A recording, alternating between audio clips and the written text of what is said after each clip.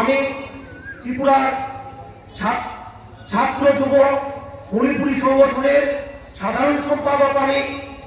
আমি লক্ষ্য করছি এই রাজ্যে গত এক দশকের সময় বেশি সময় ধরে আমরা মণিপুরী ছাত্র যুব সংস্থা এই সংখ্যালঘু মুসলমানদের বিশালগড়ের সেই ঈদগাহ মাঠ থেকে রাধানগরের সেই গরু কাটা নিয়ে যে সমস্যা থেকে আমরা গত 20-25 বছর ধরে বিভিন্ন আমার মুসলমান ভাইদের সাথে আমার একসাথে লড়াই করা, একসাথে ডেপুটেশন করা একটা সামাজিক লড়াইয়ের মধ্যে আমরা আছি। আমরা গর্বিত বোধ মনে করছি যে এইরকম একটা আন্দোলনে মণিপুরী যুবক হিসাবে এইখানে উপস্থিত থাকতে পেরে, এবং আমি সাধুবাদ জানাবো এই মঞ্চে যারা এবং এই উদ্যোগ যারা নিচ্ছেন, এই নাগরিক সুরক্ষা মঞ্চ,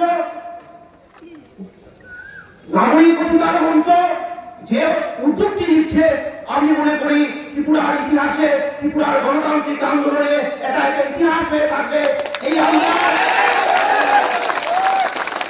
আন্দোলন শুধু মুসলমানের আন্দোলন নয়, এই আন্দোলন মানবতার বিরুদ্ধে যারা আমাদের বারে বঞ্চিত করেছে তাদের বিরুদ্ধে এই লড়াই।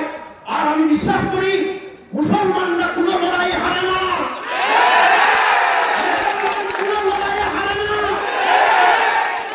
1000 বছরের ইতিহাস আমরা দেখেছি। আমি উত্তর পূর্বাঞ্চলের মধ্যে বিজেপি হওয়ার পরে সবচেয়ে আক্রান্ত এক জনগোষ্ঠীর যুবক। আমি মণিপুরী ছেলে। আজকে মণিপুরের সেই ভেন্যুতে বিজেপি এবং আরএসএস এর ষড়যন্ত্রে মণিপুরকে খণ্ড খণ্ড বিভাজিত এবং সাম্প্রদায়িক দাঙ্গায় যেভাবে আমি নিন্দা করি, ঘৃণা প্রকাশ করি। এই বিভাজন এবং হিংসার রাজনীতি উত্তর পূর্বাঞ্চলের প্রতিটি জনগোষ্ঠীর মধ্যে, প্রতিটি ভাষাগোষ্ঠীর মধ্যে, প্রতিটি ধর্ম জনগোষ্ঠীর মধ্যে বিজেপি আরএসএস যেভাবে ঘৃণা ষড়যন্ত্র করছে, আমরা কোনদিন মেনে নিতে পারবো না।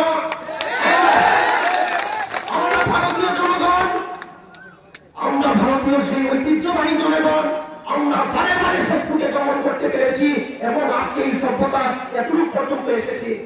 আমরা এমন একটি গণতন্ত্র বিশ্বাস করি যে গণতন্ত্রে সংখ্যালঘুরা নিরাপত্তায় সুরক্ষিত ভাবে মান সম্মান নিয়ে থাকতে পারে না।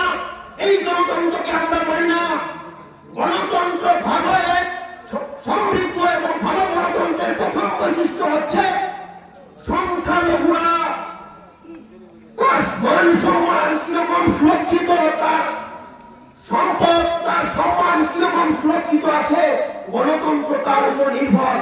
সুতরাং ভারতবর্ষের গণতন্ত্র বিধ্বস্ত গণতন্ত্র।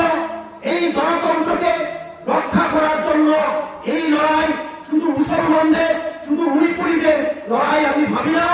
আমি বিশ্বাস করি এই লড়াই ধর্মনগর, আগরতলা, সমস্ত রাজ্যব্যাপী, এমনকি সমস্ত উত্তর পূর্বাঞ্চল জুড়ে, এবং বিজেপি আরএসএস এর এই ঘৃণার এবং সাম্প্রদায়িক বিদ্বেষের যে রাজনীতি মুসলমান